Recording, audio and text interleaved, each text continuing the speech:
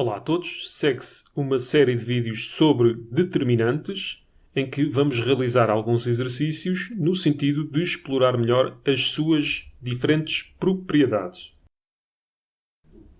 Em muitos casos, estas propriedades serão também ferramentas que nós vamos usar para nos simplificar a vida no cálculo de determinantes. Antes de nos mandarmos para a resolução dos exercícios, tenho de vos roubar algum tempo para vos apresentar, então, as propriedades de que eu estava a falar. Vamos então a isso. Trago-vos aqui o exemplo envolvendo uma matriz 3x3. No entanto, as propriedades que vou apresentar seriam válidas para qualquer matriz quadrada. Lembrar então também que o cálculo de determinantes só é válido para matrizes quadradas. Primeira propriedade, sempre que uma das linhas ou colunas da matriz é nula, o determinante também ele é nulo. Sempre que a nossa matriz tiver duas linhas iguais, o determinante é nulo. No caso mais geral, basta que as linhas sejam proporcionais. E tenho aqui o exemplo. A linha número 3 resulta de uma constante alfa vezes a primeira linha. Tudo isto que eu acabei de falar também é válido para colunas, ou seja, duas colunas iguais faz com que o determinante seja nulo, ou, no caso mais geral, que duas colunas sejam proporcionais entre si. Mais um caso, sempre que tivermos uma matriz triangular superior, como é o caso da de baixo, ou triangular inferior, como é o caso da de cima, o determinante não é mais do que a multiplicação dos vários elementos que compõem a diagonal principal. Mais três propriedades importantes. O determinante do produto é o produto dos determinantes. Tome atenção, não façam o mesmo com a soma, porque não existe essa propriedade. Aqui no meio temos que o determinante da potência é a potência do determinante. Isto não é mais do que um caso particular do de cima. Por fim, o determinante da matriz inversa não é mais do que o inverso do determinante. Já me estava a esquecer desta propriedade importante. É indiferente estarmos a calcular o determinante de uma dada matriz ou o determinante da sua matriz transposta. Uma consequência disto é que muitas das propriedades que eu vos vou apresentar, e até algumas das quais eu já apresentei, são válidas tanto para linhas como para colunas. E agora, uma pergunta. O que é que acontece ao determinante de uma matriz quando aplicamos aquelas operações entre linhas que nós conhecemos do método de Gauss ou de Gauss-Jordan? Será que o determinante se mantém igual? É essa pergunta que eu vos vou responder já a seguir. Sempre que efetuamos a troca entre duas linhas ou a troca entre duas colunas, o sinal do determinante muda. Aqui em cima troquei a linha 2 com a linha 3. Aqui fizemos o mesmo, mas relativamente às colunas 2 e 3. E cá está a situação que eu vos falava há pouco. Temos propriedades idênticas tanto para linhas como para colunas. Mas tomem atenção que, por exemplo, os métodos de Gauss e de Gauss-Jordan envolvem só operações entre linhas. Vamos então à multiplicação de uma linha por uma constante, situação que temos aqui em cima. Ora, se multiplicarmos, neste caso, por exemplo, a linha 2 pela constante alfa, essa constante sai para fora do determinante. O mesmo acontece com as colunas. Aqui multiplicamos a segunda coluna por uma constante alfa e essa constante sai para fora do determinante. Aqui em baixo temos uma consequência disso. Se multiplicarmos a matriz toda por uma constante alfa, nós vamos estar a multiplicar, neste caso, a primeira, a segunda e a terceira linha por alfa. Por isso vão ter de sair 3 alfas cá para fora e é por isso que temos aqui um alfa ao cubo. Caso fosse uma matriz 5 por 5 ficaria alfa à quinta, ou seja, de um modo geral, fica ali um alfa elevado a n, em que n é a dimensão da matriz. A seguinte operação envolvendo linhas e colunas que eu vos vou apresentar não implica nenhuma alteração no determinante. Que operações são estas? No caso da de cima, soma de uma linha com o múltiplo escalar de outra. Neste caso, somou-se a segunda linha com o múltiplo escalar da terceira linha. Aqui, no exemplo de baixo, é a mesma coisa, mas envolvendo colunas, ou seja, vamos somar à coluna 2 o múltiplo escalar da coluna 3. E esta é daquelas que vocês vão usar bastante. Por fim, só falta esta propriedade, que é um pouco mais esquisita. Reparem aqui que temos duas matrizes que são inteiramente idênticas, à exceção feita a uma das linhas, que neste caso é a segunda. Vocês, neste caso, podem juntar aquelas duas matrizes numa matriz só, em que, neste caso, a segunda linha é a soma da segunda linha de cada uma das matrizes quando estavam em separado. Se as propriedades de há pouco eram aquelas que mais se usam, esta aqui é capaz de ser daquelas em que menos vezes nós tocamos. Vocês já devem estar fartos disto, vamos então avançar para os exercícios. Vamos lá então determinar o nosso primeiro determinante. Se a nossa intenção é usarmos o teorema de Laplace, nós temos vantagem em que existam muitos zeros numa determinada linha ou coluna. E, infelizmente, neste caso temos ali apenas um zero. Por isso, a partir de agora, aquilo que convém é prepararmos a nossa matriz antes, de forma a que nos apareçam mais zeros numa dada linha ou coluna, para nos simplificar a vida depois, quando aplicarmos o teorema de Laplace. Agora, lembrem-se de uma coisa, nós passámos muito tempo à volta com o método de Gauss e de Gauss-Jordan, por isso estamos muito formatados a deixar zeros ali logo na primeira coluna. Mas isso não tem necessariamente de ser assim. E lembrem-se também que nós temos agora disponíveis novas ferramentas, nomeadamente as operações envolvendo colunas. Agora, há uma pequena vantagem em deixar zeros ali como fazíamos no método de Gauss. Se bem se lembram das propriedades que eu vos mostrei há pouco, o cálculo do determinante torna-se fácil quando nós temos a matriz triangular. E, neste caso, já que tenho ali um zero mesmo a pedi-las, vou então continuar e tentar pôr o máximo número de zeros na nossa primeira coluna. Então, o que é que nós podemos fazer aqui à nossa matriz? Vou-me concentrar ali naquele 2. Dava-me jeito de ter ali um menos 2 e ali outro menos 2 para depois pôr ali o máximo número de zeros possível. Vamos ficar então aqui com menos 2, menos 6, menos 6, menos 8. Aliás, 8, porque aquela entrada era negativa. Aqui na segunda linha tudo igual. Na terceira tudo igual.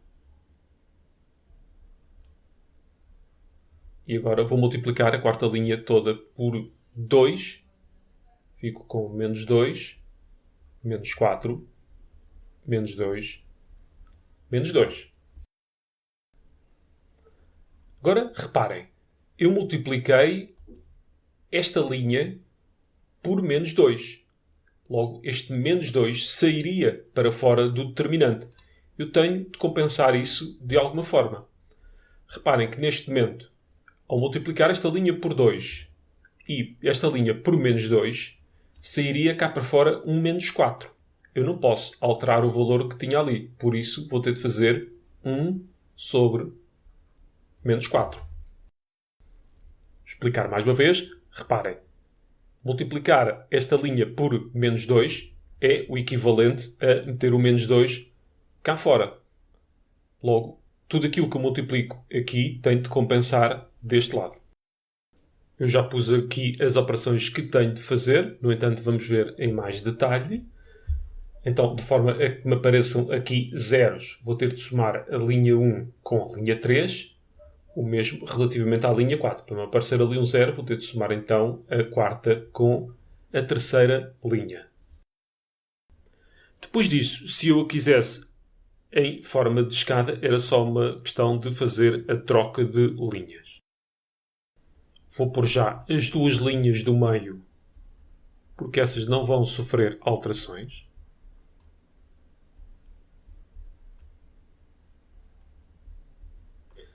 Então, somar a 1 com a 3 fica 0. Menos 6 mais 5 dá menos 1. Menos 6 mais 4, menos 2. E 8 menos 3 dá 5 positivos. Aqui, a quarta com a terceira, ficamos com 0. Menos 4 mais 1. Aliás, menos 4 mais 5 dá 1. Menos 2 mais 4 dá 2. E menos 2 menos 3 dá menos 5. E reparem que não só temos duas linhas iguais, como também temos duas linhas proporcionais. Ou seja, a primeira e a segunda diferem apenas por um fator de menos 1. Logo, segundo as propriedades que eu falei há pouco, o determinante desta coisa é 0. Agora, será que eu podia passar diretamente daqui para aqui? A questão é, podia. Ou seja, estas duas operações que eu fiz podiam se juntar numa apenas. Mas vamos ver o que é que ficava. Eu, por exemplo, podia dizer que a linha 1 passaria a ser a linha 1 menos metade da linha 3. E poderia dizer que a linha 4 passaria a ser a linha 4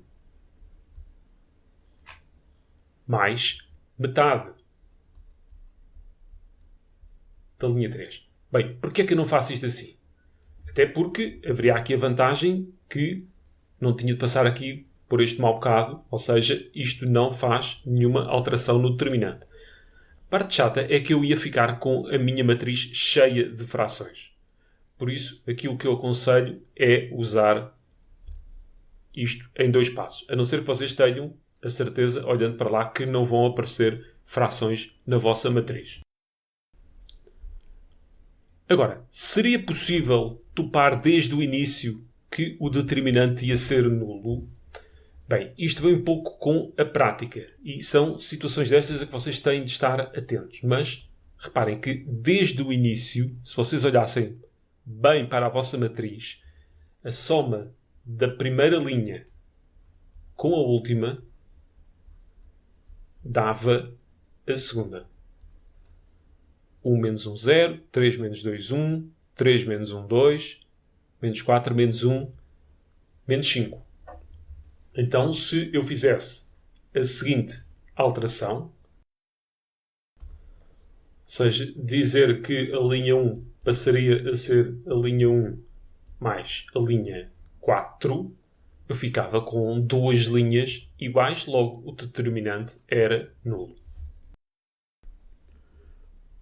Próximo determinante, vamos olhar exatamente para aquele tipo de padrão que estávamos a falar há pouco. Ou seja, ver se alguma das linhas ou alguma das colunas pode ser escrita à conta das outras. Se uma das linhas for escrita à custa, por exemplo, das outras 3, não é tão fácil ver. Agora, se uma das linhas ou das colunas for escrita à custa de outras 2, torna-se um pouco mais fácil, principalmente numa matriz 4x4, que é o nosso caso. E, se vocês estiverem em atenção, reparem que a nossa linha número 3 corresponde à soma da quarta com a primeira. Por aqui, a linha 3 é igual à soma da primeira mais a quarta. Reparem que 1 mais 2, 3. 3 mais 2, 5. 0 mais 2, 2. 2 menos 1, 1. Não há mais contas a fazer. Este determinante é nulo. Se vocês seguissem a receita de há pouco, acabariam por chegar à mesma conclusão, embora mais lentamente. Ou seja, vale sempre a pena perder algum tempo no início e ver se encontramos algum padrão deste género que nos possa simplificar a vida. Não me quero alongar muito no vídeo, por isso este será o último exercício. Temos aqui uma matriz 4x4, da qual se quer calcular o determinante.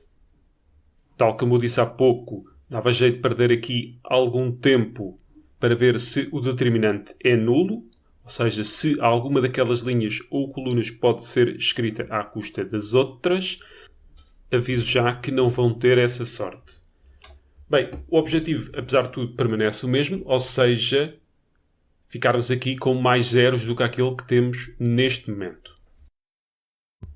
Apesar de eu já ter aqui uma linha e aqui outra com zeros, aquela primeira coluna está mais apetecível.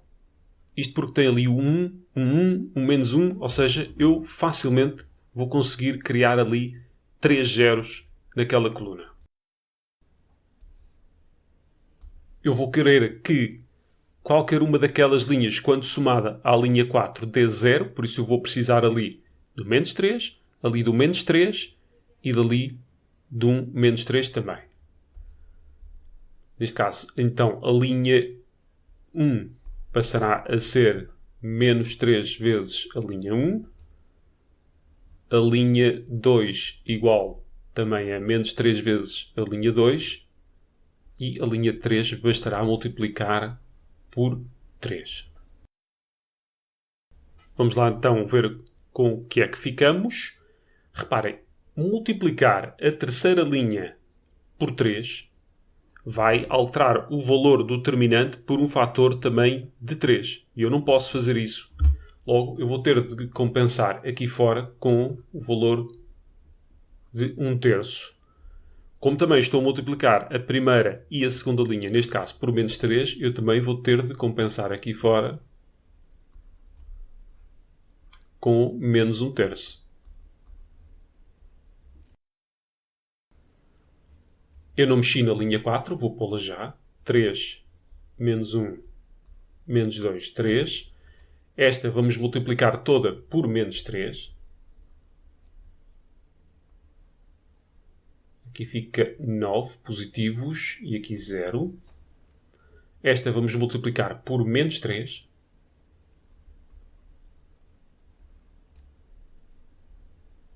Menos 6 e por fim menos 12. E aqui simplesmente por 3. 6, 3 vezes 8, 24 e 3 vezes 5, 15. Lembrar só, mais uma vez, nós multiplicamos esta linha por 3, que é o equivalente a multiplicar o determinante por 3. Logo eu ficaria com um determinante diferente daquele que eu teria aqui. E, neste caso, então, tem de se compensar. Se eu multipliquei por menos 3, vou ter de dividir deste lado por menos 3.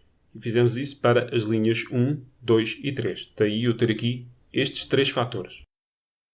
Tal como eu tinha dito, vamos somar cada uma das linhas com a linha 4. A linha 1 passará então a ser a linha 1 mais a linha 4. A linha 2 será a soma da linha 2 também com a 4. E de maneira idêntica temos a nossa linha 3. Isto vai fazer com que me apareçam zeros naquelas 3 posições. Aqui, menos com menos dá mais. 3 ao quadrado é 27. E vamos pôr aqui o que sobra disto. Menos 3 com 3. 0, era aquilo que se queria. 3 menos 1, 2.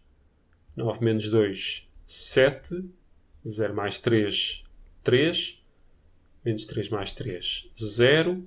0 menos 1. Menos 1, se tiver alguma coisa mal, digam. Menos 6, menos 2, menos 8. menos 12 mais 3, menos 9. Por fim esta, menos 3 mais 3, 0. 6 menos 1, 5.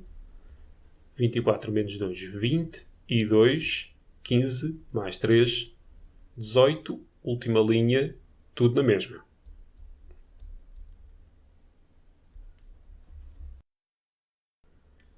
A partir do momento em que temos aqui uma coluna em que todos os elementos são 0, à exceção de 1, aquilo que me parece mais adequado é seguirmos em frente com o teorema de Laplace. Não posso deixar de pôr aqui o meu 1 sobre 27. Então, teorema de Laplace, seguiríamos ao longo desta coluna. Como os 3 primeiros elementos são 0, eu ficaria com 0 mais 0 mais 0. Aqui tem que ter atenção ao sinal que vou pôr ali. Começa aqui com mais, menos, mais, é negativo. Então fico com menos 3 vezes o determinante da matriz que resulta quando eu apago aqui a primeira linha e a quarta coluna. Ou seja, a matriz 3 por 3, 2, 7, 3, menos 1, menos 8, menos 9, 5, 22, 18. E vou fechar aqui aquele parênteses. Sendo uma matriz 3 por 3, a maneira mais rápida, se calhar, de chegarmos ao determinante é aplicarmos a regra de Sarros. Vou fazer aqui ao lado a regra de Sarros, à medida que vou explicando. Vocês escrevem a matriz que ali têm, encostada aqui ao lado direito.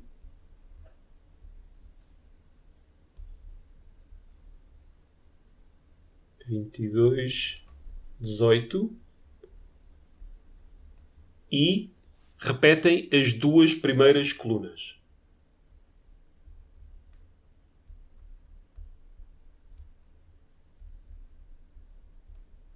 De seguida vão fazer as seguintes multiplicações. E depois eu já digo o que é que fazem com elas. Multiplicam aqueles 3 elementos, aqueles 3 e aqueles 3, e em sentido contrário. Fazem o mesmo com estes,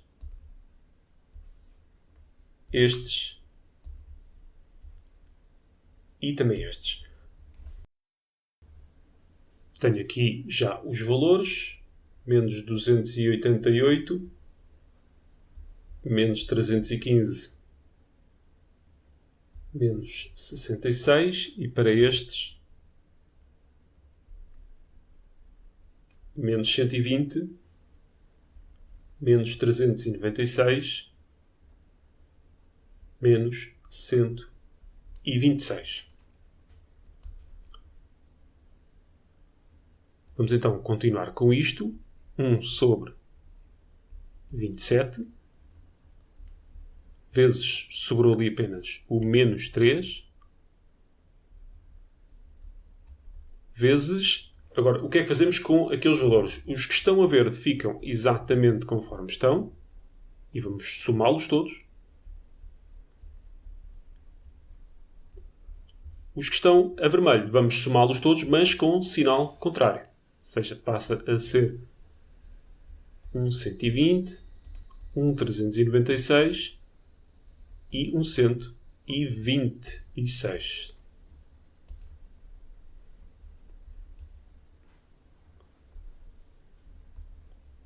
Feitas as continhas todas, eu fico com o valor de 3. 3 porquê? Porque este 27 vai cortar com este matacão todo, que por sua vez também é 27.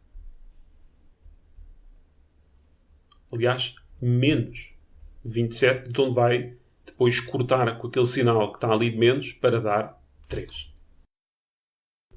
Agora reparem, não eram obrigados a seguir com a regra de Sarros, podíamos continuar a aplicar o teorema de Laplace. No entanto, pareceu mais simples, tendo uma matriz 3 por 3, seguir por este caminho. o determinante está calculado, o vídeo vai ficar por aqui. Outros se seguirão em que continuaremos a abordar esta temática das propriedades dos determinantes. Alguns de vocês já estão ansiosos para que isto acabe para poderem fazer a subscrição no canal. Não vos tiro mais tempo. Até à próxima e portem-se bem.